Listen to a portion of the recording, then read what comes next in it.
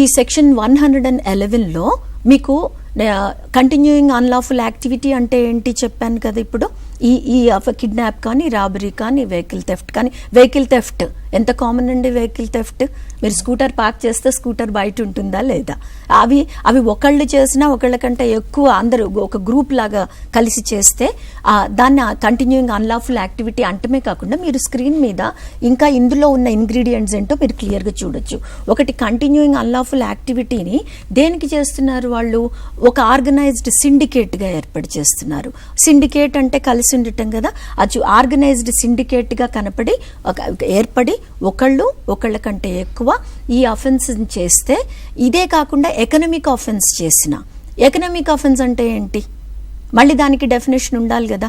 Economic offence అంటే ఏంటి కూడా మీకు క్లియర్గా ఈ ప్రొవిజన్లో సెక్షన్ 111లో రాసింది. అంటే దీనికి కావాల్సిన ముఖ్య కంపోనెంట్స్ ఏంటండి?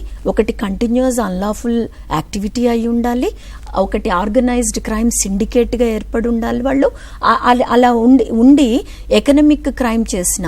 ఎకనామిక్ క్రైమ్ అంటే కూడా మళ్ళీ మీకు any commercial activity or any bank activity, any bank కరెన్సీని ప్రింట్ చేయటం కానివ్వండి, ఏది ఫేక్ కరెన్సీ ప్రింట్ చేయటం కానీ, ఆర్ మోసాలు చేయటము. డబ్బులు ఇప్పుడు మీరు చూస్తున్నారు, చిట్టీలని వేసి మొత్తం డబ్బులు కలెక్ట్ చేయటము.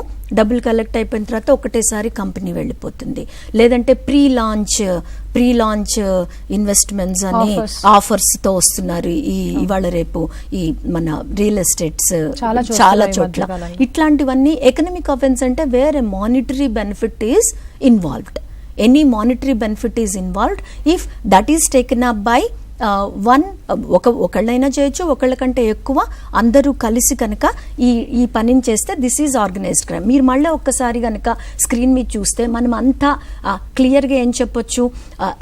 ఒకళ్ళు కలిసి సింగ్లీ ఆర్ జాయింట్లీ, ఒకళ్ళు కానీ ఒకళ్ళ కంటే ఎక్కువ by use of violence, force, threat,